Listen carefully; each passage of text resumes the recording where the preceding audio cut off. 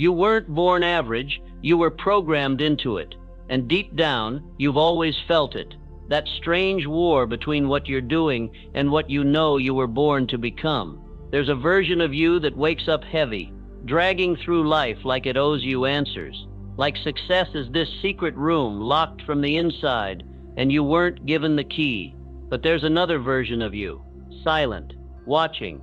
It doesn't chase permission. It doesn't explain. It decides. And the law you're about to learn, it doesn't just change how you work. It resets who you are. Let me say this clearly. The struggle doesn't disappear. But when you know the law, the struggle hits different. We were taught to think of struggle as punishment. We were trained to flinch, to pause, to question our worth when pain knocks. But listen to me. Struggle isn't the enemy. Struggle is a mirror. And if you stare long enough, it shows you the identity that's been quietly killing you. Not because you're weak, but because the old you keeps voting against your future. Here's the truth. Every time you think this is too much, that's not your spirit talking. That's your programming. Your default self whispering survival over greatness. And that default self, it's polite, it's humble, it's scared, it's lying to you. Because here's what they never taught you. The subconscious doesn't follow what's true. It follows what's repeated. You've been fed limits so long, they sound like wisdom. But they're not wisdom. They're chains, decorated in logic and fear. So today, we rip the wiring out. We break the false ceiling. We don't renovate this house. We burn it and rebuild. Because you've been negotiating with two identities, and one of them has to die. Let me say that again.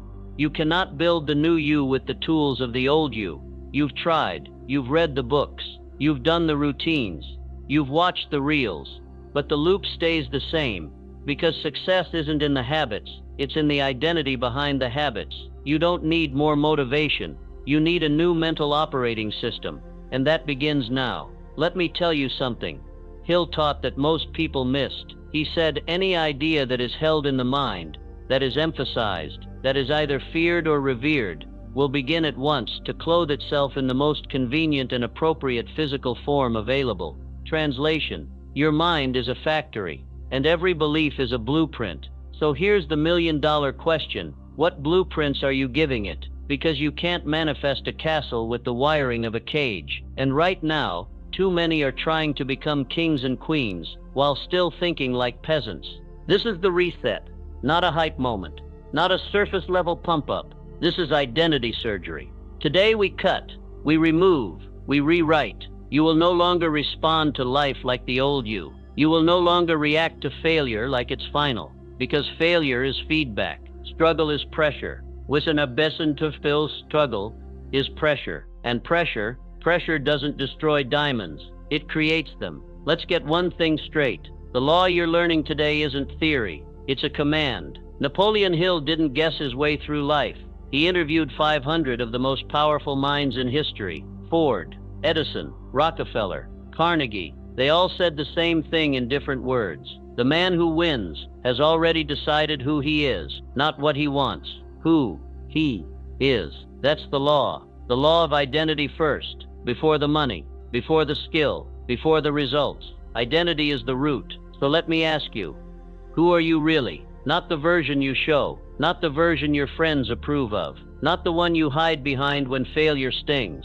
Who are you when the door is shut, when the world stops watching, when it's just you versus you? Because that version is writing your story, and the pen doesn't lie. You've been operating on belief systems you never chose, generational, cultural, environmental, invisible chains. But today, we unlearn. Today you install a new system, one where doubt is a ghost, fear is a compass, and identity is a decision, not a discovery. Let me give you a line you need to burn into your mind. Your future doesn't need your feelings. It needs your commitment. You don't rise by waiting to feel ready. You rise by acting like the version you already decided to become. That's the shift. That's the law. That's when the struggle hits different. Because when you align with identity, even resistance becomes evidence. You start moving like it's already yours. You start speaking like it's already done. You stop chasing clarity and start becoming the kind of person clarity follows. This is where 99% break. They hesitate.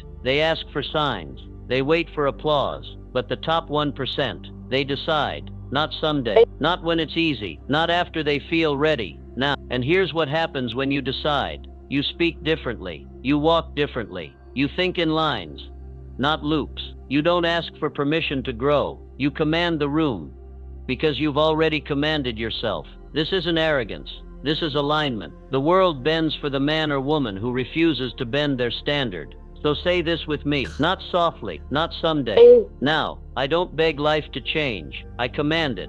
I don't wait to become, I decide I already am. I am not average, I am not someday, I am not almost. I'm built, I'm chosen, I'm forged. This is my law, and I live by it. Say it again, louder this time. Let your old identity hear it scream. Let it die in the fire you just lit. You are not the version that tries. You are the version that transforms. This is your reset. This is the law. Say it out loud and move like it's done. Your subconscious doesn't care what's true. It only listens to what's repeated. And most people, they've been hypnotized by repetition, but the wrong kind. I'm not good enough. I don't have the time. People like me don't win. It's probably too late. You didn't just think those once. You rehearsed them. You said them in the quiet. You wore them like identity. And now they live inside you on autopilot. Let's be clear. You're not stuck because of your potential. You're stuck because of your pattern. So if you want to change your reality, you don't start with strategy. You start with scripting. This is the law. This is the core of Napoleon Hill's weapon of the mind. He called it autosuggestion, the act of deliberately planting belief into the subconscious until it becomes your standard response to life.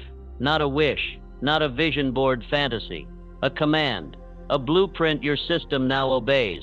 Here's how it works. Your conscious mind can dream, but your subconscious, it delivers. Your conscious mind says, I want this, but your subconscious says, show me the pattern.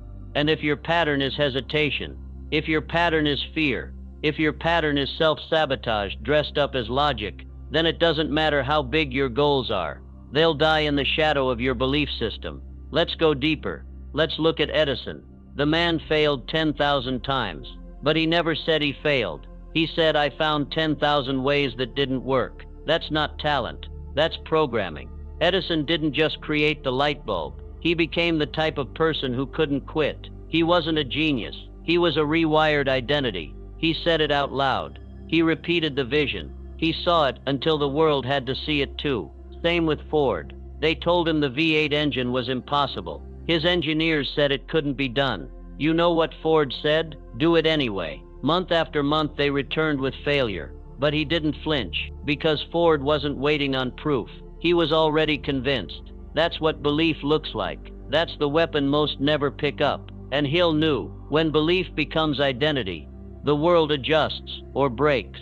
So here's your instruction. You don't just say who you are. You train your subconscious to obey it.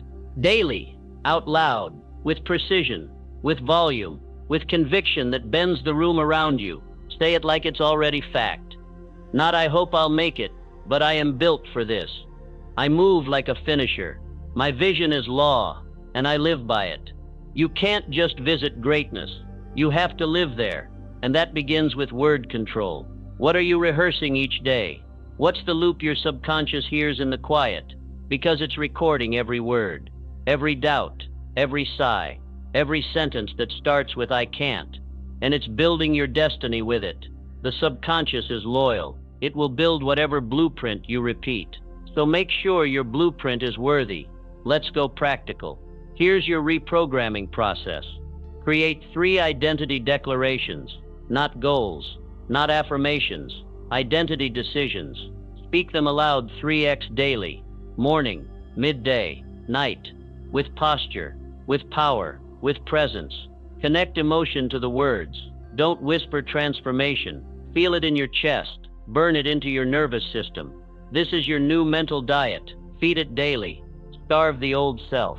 Let me make it simple. Every time you speak your future aloud, you push the old identity further into extinction. And every time you skip it, you let the old self breathe again. You let doubt eat at your destiny. You let hesitation reclaim the throne. That's the war. And it's fought in repetition. People think repetition is boring, but the subconscious isn't impressed by novelty. It doesn't care how excited you are. It cares how often you show up. You can't rewire a system by inspiring it once. You do it through ritual. Hill knew this. That's why he wrote, "You are the master of your fate, the captain of your soul," because you have the power to control your thoughts. Your thoughts, not your luck, not your talent, not your past, your thoughts. This is the formula. Autosuggestion plus repetition plus emotional command equals subconscious identity lock. That's how you turn belief into reality. That's how you go from trying to transforming. That's how you stop being a spectator and start becoming the architect of your life. Because here's the reality. Your brain isn't wired to make you successful. It's wired to keep you safe. But safe doesn't build empires. Safe doesn't take the leap.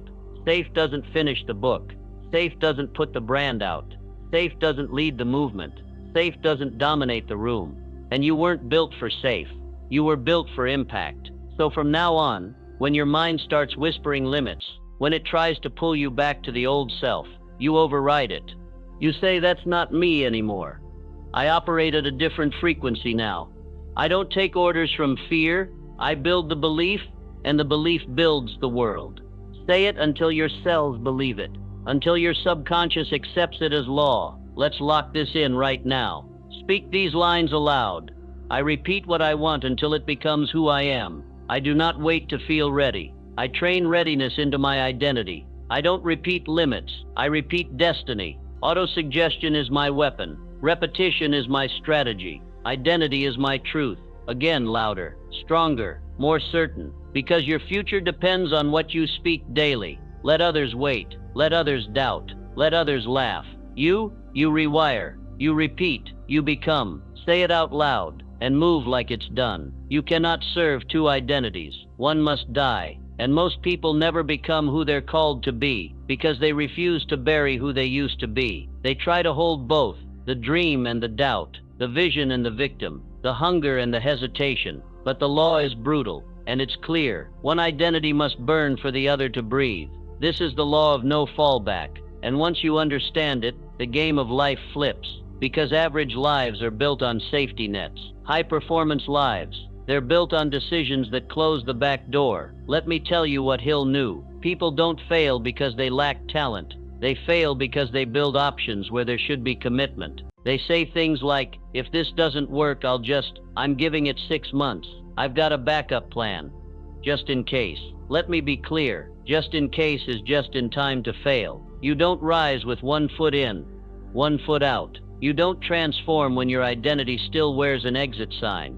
Think of Cortez, 1519. He landed on the shores of Mexico with hundreds of men, and he gave one order: burn the ships. No return, no retreat, no safety net. And do you know what happened next? They conquered an empire that had stood for 600 years. Because when retreat dies, resolve is born. Let's bring it forward. You want to build something legendary? Burn the bridge, not the physical one, the mental one. The one in your head that whispers, "It's okay if this doesn't work." You've always got a plan B. You can quit later if it gets too hard. Burn it. Because every time you choose hesitation, you strengthen the old you. And every time you choose total commitment, you build the new one. Let me make this personal. There is a version of you that only appears after the decision is final. Not when you try, not when you hope, but when you decide, "I'm not leaving this chapter undone." I don't move with escape routes. I don't flirt with failure. I make it irrelevant. And from that place, you become dangerous. Because once your identity locks in, you stop asking the world to give you reasons. You start becoming the reason. That's what Hill saw in Carnegie. He wasn't the most brilliant man in the room. But when he decided, the world had to adjust. No fallback, no debate, only forward. Here's the truth. When you commit halfway, you attract half opportunities. You get part-time effort. You hear split voices in your head. Your actions lack force because your decision lacks finality. But when you commit fully, 100%, no compromise, no alternative, you start to attract undeniable results. You walk different. You think different. You no longer consider failure. because you've already crossed the line where failure was an option. People always ask, what if I go all in and it doesn't work? Wrong question. The real question is, what kind of person do I become when I refuse to turn back? Because who you become is more valuable than what you get. And you only meet that version of you when you burn the bridge. Let's talk decisions. Most people think decisions are emotional, but real decisions are identity-based. They sound like this: I've already decided who I am, so the outcome doesn't shake me. I move in alignment, not in reaction. I'm not trying to make it happen. I've already decided it's happening. That's the loop you need, not motivational highs, but repetition-based conviction. Say it with me. I've already decided. Again, louder. Own it. I've already decided. I don't negotiate with the old me. I don't chase options. I burn them. This is where identity stops being a wish and becomes a force. Think of the greatest builders in history. The Wright brothers didn't have degrees. They had obsession. They had one idea: we're going to fly, and there's no going back. When they crashed, they didn't say, well, maybe this isn't for us. They said, we're one failure closer. Burn the bridge. The bridge. You say you want to build the business? Burn the bridge. You say you want to create the movement? Burn the bridge. You say you want to walk away from average? Burn the damn bridge. And say this every single day: I've already decided. I'm not available for my past self. I have no interest in plan B. I am the plan, and I move like it's already mine. Here's the final lock. Indecision is a thief. It doesn't just rob you of time. It robs you of identity momentum. And momentum doesn't come from knowing what to do. It comes from removing what you're no longer willing to tolerate. So today you draw the line. You don't just want it. You're not available for anything less. This isn't about getting louder. This is about getting final. You've crossed the line. You don't need reminders. You don't need applause. You've already decided. Say it again. Feel it in your spine. I've already decided. There is no going back. There is no second identity. I don't try. I become. Say it out loud and move like it's done. Your mind is a reflection of your environment, and your environment is either feeding your future or poisoning your potential. Let that hit. You don't rise alone. You rise with alignment. You rise with proximity. You rise with energy that pulls no punches. Because identity is contagious, and you're catching something daily. The only question is, what? This is the fourth law, the law of the mastermind. Napoleon Hill said it plainly. No mind is complete by itself. It needs contact with other minds to grow, and not just any minds. Aligned ones, bold ones, on-fire ones. You become like the minds you align with. You become like the language they use. You become like the limits they accept. So ask yourself, who's shaping your subconscious right now? Because here's the trap. Most people surround themselves with familiarity, not fire. They stay close to comfort. They stay loyal to low standards. They stay in circles that mock ambition and reward mediocrity. But don't you dare confuse love with alignment. Don't confuse history with harmony. If they don't feed the new you, they serve the old one. And that version of you, we buried it already. Hill didn't invent this concept. He documented it. He studied Carnegie, Ford, Edison, and every single one of them had something in common. They didn't build alone. They built with a mastermind circle, a power group, a trusted few who matched their obsession, who pushed them higher, who refused to let them shrink. That wasn't luck. It was law. Let me say it straight. You are not just influenced by your environment. You are being engineered by it. What you hear every day, that's coding you. What you scroll past, that's shaping you. The voices you allow in your life, they're not background noise. They're blueprint designers. And if you don't protect your mental atmosphere, you will inherit their limits.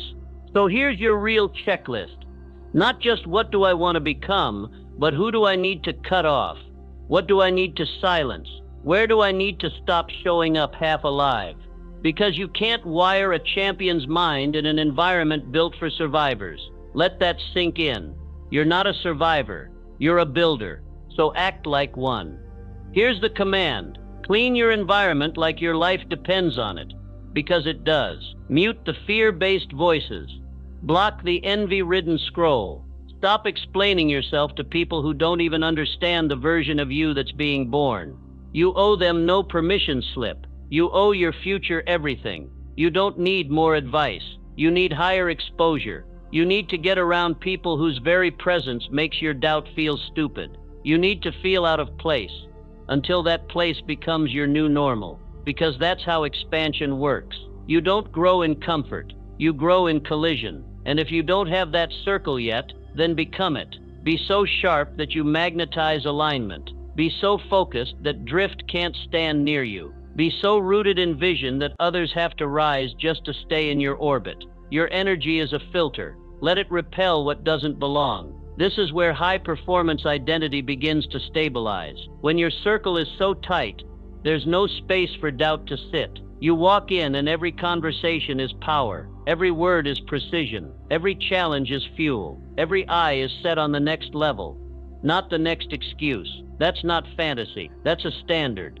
You don't wait for it. You build it, brick by brick, connection by connection. Say this: I do not allow weak energy in my atmosphere. Say it again: I do not allow weak energy in my atmosphere. Not because you're rude, but because you're responsible. Responsible for the code that runs your mind. Responsible for the tone of your thoughts. Responsible for what grows in your garden. You don't plant roses and leave the gate open for weeds. Let's go deeper. A mastermind isn't just a group. It's a frequency. It's the collective belief of high-performance minds synchronizing in one direction. You don't even have to speak every day. But when you're in proximity, everything sharpens. Your goals get bolder. Your habits get cleaner. Your time becomes sacred. Your identity becomes locked in. That's the law of exposure. And you're either using it or it's using you. You're not meant to carry greatness alone, but you're also not meant to share it with small minds. So from this moment forward, decide: I rise with aligned energy only. I curate my circle like I curate my thoughts. I'm done babysitting the old version of me through old connections. Say it louder: I do not allow weak energy in my atmosphere. I am intentional with who enters my mental space. My environment reflects my next level, not my last one. Let others drown in distraction. Let others worship familiarity. Let others bond over broken dreams. You rise in rooms where vision is the language, where ownership is the culture, where belief is the baseline.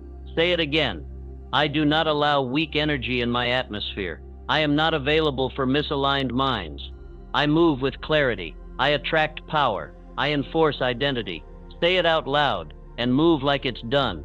Stop chasing rewards. Start living like the reward is already in you. This is the law that flips the room. This is the shift from performer to producer, from seeker to source, from outcome to identity-based over-delivery. Because real power, it's not in asking for more. It's in giving more than expected, before the world even notices you. Napoleon Hill watched it happen.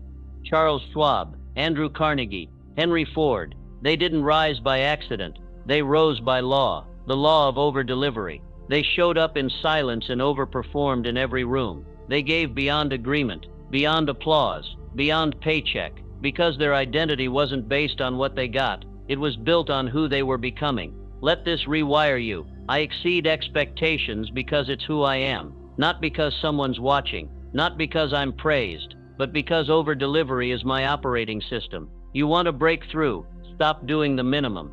Stop asking, what do I get? Start asking, what can I become by going beyond? The old self will fight this, because the old self wants applause. The old self needs validation. The old self is transactional, but high performance, high identity. It's transformational. You give not to get. You give because you are the kind of person who over-delivers. Carnegie didn't build steel empires by clocking out at 5. Ford didn't reinvent transportation by asking for fair deals. Schwab didn't become president of U.S. Steel by following job descriptions. They all gave more than they had to. And that extra, that invisible, uncompensated, unseen effort, that's the zone where identity is built. Listen to this truth. Most people wait to feel motivated, but the real shift happens when you act like the person you said you'd be, regardless of recognition. You answer emails no one notices. You show up early when no one thanks you. You refine your craft when no one's clapping. Why? Because your identity isn't waiting for applause. Your identity is too busy becoming undeniable. Let me break the lie. The world says only do what you're paid for. The legend says do far more than you're paid for, and you'll eventually be paid for far more than you do. That's Hill's voice. That's the Hill standard. You don't build wealth by matching effort to reward. You build it by surpassing every standard until the standard bends to you. You want to stand out? Outwork the room. Outthink the norm. Outgive the agreement. And don't you dare ask for applause. Let the echo of excellence announce you. Because when you consistently over-deliver, you become irreplaceable. Let's go deeper. You are what you repeatedly do. Not occasionally, not when watched, not when paid. Daily. So if you want to be elite, don't practice excellence. Be excellence. Don't perform greatness. Live it. And this is the loop. I give more because I'm more. I exceed expectations without being asked. I am my own standard. I over-deliver not for approval, but because I am built for overflow. Say it again, out loud. Now here's the identity shift. Average minds chase outcomes. Legendary minds craft over-delivery into identity. You don't do it once. You wire it in. Every email, every call, every promise, every gesture. You do it like your name is attached to it. Because it is. This is what separates power players from passive thinkers. The passive say, is this fair? The powerful say, is this me? Because when over-delivery becomes your signature, the world starts to recognize your frequency before you even speak. You don't wait to be asked. You show up as the answer. This isn't about burnout. This is about identity overflow. You're not hustling for approval. You're delivering because your standard is abundance. That's why the world can't ignore you. Because you're not just louder. You're richer in value, deeper in character, sharper in execution. And people feel that. They can't help it. Think of every door that's closed on you. Now imagine those same doors reopening. Not because you begged, but because your energy, your standard, your consistency cracked them open. That's not ego. That's alignment. When the universe sees someone who moves like they already belong, it gets out of the way. And over-delivery is your proof of belonging. It's your signature. It's your announcement. So speak this daily. I exceed expectations because it's who I am. I go beyond the minimum. I crush the standard. I give without keeping score. My identity is built in the extra mile. I am trusted not because of what I say, but because of how I show up. Let others debate effort. Let others coast in mediocrity. Let others wait to feel ready. You move in overflow. You live from abundance. You over-deliver because your name is on it, and your name is built on excellence. Say it again. I exceed expectations because it's who I am. Say it loud, and move like it's done. You don't become great by wanting. You become great by wiring. Daily, deliberately, relentlessly. This is the final law, the lock-in, the loop that rewrites your DNA. And it starts with one eternal principle. Repetition is the language of the subconscious. Say it again, louder. Let it echo. Repetition is the language of the subconscious. Your subconscious isn't logical. It doesn't care what's real. It believes what's repeated. And if you don't choose the loop, you'll be run by someone else's. Your old identity, it wasn't chosen. It was programmed. By school, by fear, by failure, by small minds with small vocabularies. You didn't decide that story, but now you do. You've been handed the pen, and the subconscious is listening. Every word you speak is a signal. Every action you repeat is a brick. You don't just speak identity, you build it. Loop by loop, line by line, day by day. The final lock-in is simple. Ritual repetition, faith in action, consistency as code. You speak the future like it's fact. You move like it's already done. You walk like the version of you that the world hasn't met yet, but you already have. Napoleon Hill called it faith, not hope, not luck. Faith. Faith is the head chemist of the mind, he wrote. It transforms the vibration of thought into the spiritual equivalent. That means this. When you repeat the identity long enough, your belief becomes reality's architect. You shift from wishing to wiring. This is why repetition matters. Because emotion fades, motivation fades, But programming stays, so you lock it in, every morning, every night, every moment you start to drift. You don't wait for the voice to come. You become the voice. Say it out loud. I do not allow weak energy in my atmosphere. I exceed expectations because it's who I am. I walk like it's already mine. I move like it's already done. I build because I've already decided. You don't say it once. You say it until you forget the old version ever existed. This is spiritual muscle memory. Repetition isn't boring. It's alchemy. Every time you declare who you are, you chisel away who you were. You overwrite every file that doesn't match your future. You take control of the loop. Understand this. There's no external victory without internal stability. You can read every book, take every course, hire every coach. But if your daily words and rituals don't match the identity, you'll stay stuck in contradiction. So we lock it in. Here's the ritual loop. Wake up. Speak your code. Move like it's already yours. Repeat. Fall asleep with your future on your tongue. Wake up again. Repeat.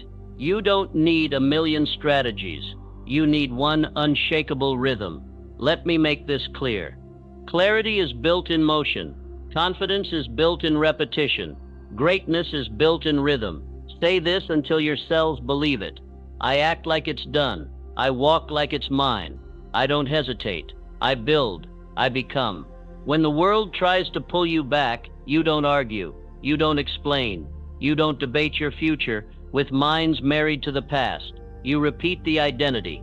You walk the pattern. You enforce the standard. Because people don't change when they understand. They change when they're reprogrammed. This is how the struggle hits different. When you learn the law, you stop fearing the pressure. You start realizing pressure isn't punishment. It's the sound of your old self dying. And you're not here to survive the struggle. You're here to transform through it. So speak your new script. I am focused. I am aligned. I am undeniable. My environment reflects my next level. I move with decision. I attract power. I over-deliver. I do not explain myself to small minds. I speak identity. I repeat it. I live it. Say it again, until it's your tone, your reflex, your reputation, because repetition builds belief. Belief builds behavior. Behavior builds identity. And identity, that's the soil where results grow. You don't chase the harvest. You build the root system. You plant the seed of identity. Water it with repetition. Shield it with standard. And watch it break through. This is the final shift. You stop waiting to feel worthy. You start acting as if it's already yours. You stop negotiating your standard. You start enforcing your identity. You stop looking for permission. You start moving like you are the permission. Say it now. Say it with fire. Say it without flinching. I act like it's done. I walk like it's mine. I exceed expectations. I do not allow weak energy in my atmosphere. I've already decided. Let the world wonder what changed. You don't owe them answers. You are the answer.